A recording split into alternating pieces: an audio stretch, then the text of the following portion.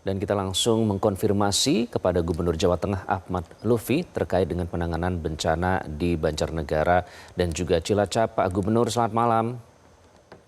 Selamat malam, Pak Rifki. Di Banjarnegara, Pak Gubernur, terkait dengan longsor ada 26 warga yang masih dilaporkan hilang.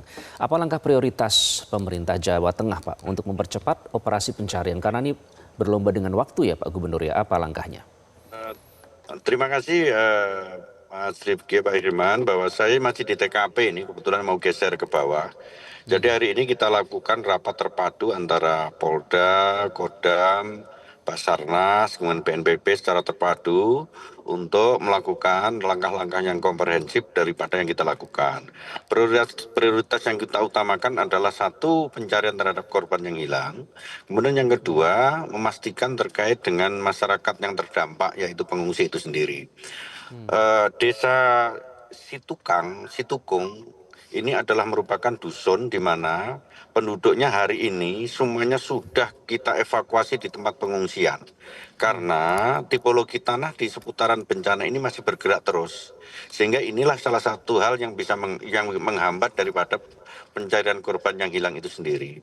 Sehingga kita membentuk tim kecil yang sudah terlatih yang di bawah Basarnas, termasuk alat berat pun datangnya sampai sekarang pun masih nunggu musim hujan maupun ini reda, karena memang letaknya sangat-sangat terpencil sekali.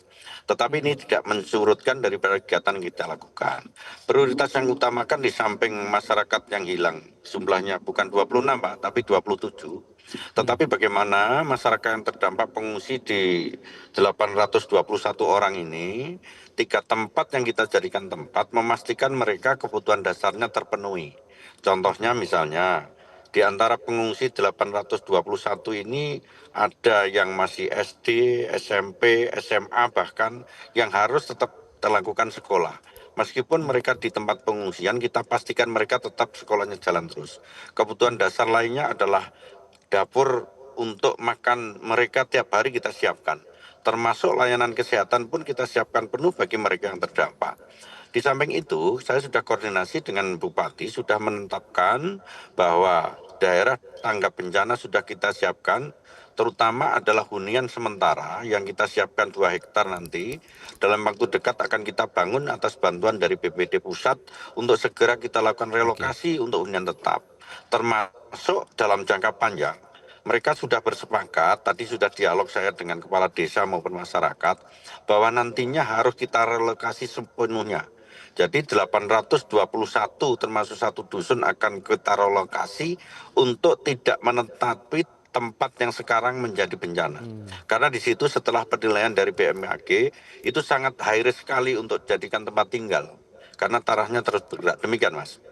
Oke.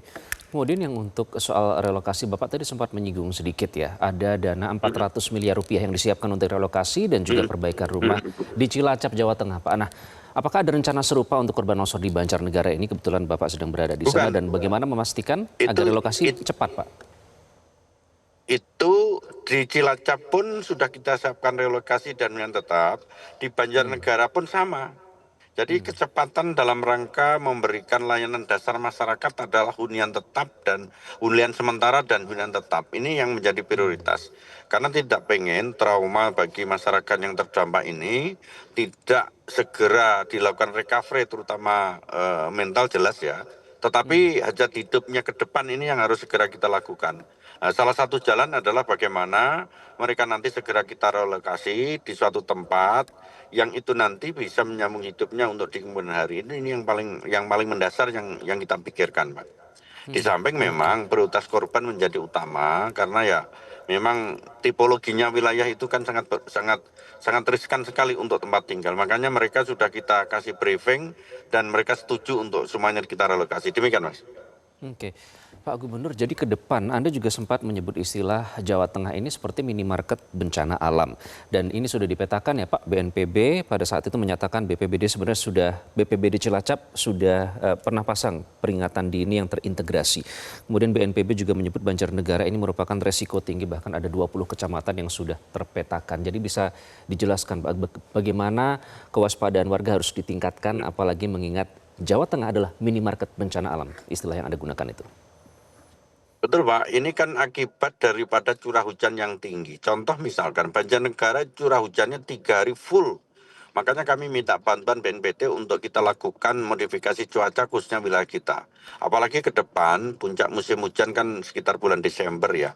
Sehingga di 35 kabupaten kita sudah memberikan suatu warning kepada para bupati wali kota, berikut muspidanya, berikut BNPBD-nya, untuk betul-betul melakukan mitigasi kepada masyarakat-masyarakat atau daerah-daerah yang menjadi potensi bencana. Dengan cara mereka dikeluarkan himbauan, kalau perlu dilakukan suatu peringatan dini bagi mereka, sekaligus diberikan suatu pengertian akan kejadian bencana ini tidak terulang kembali di tempat kita. Demikian, Pak. Baik, Pak Gubernur terima kasih sudah bergabung dengan Prime Terima Time kasih. News. Semoga proses pencarian berjalan lancar Pak, sehat selalu Pak Gubernur Ahmad Lutfi. Jelajahi cara baru mendapatkan informasi. Download Metro TV Extend sekarang.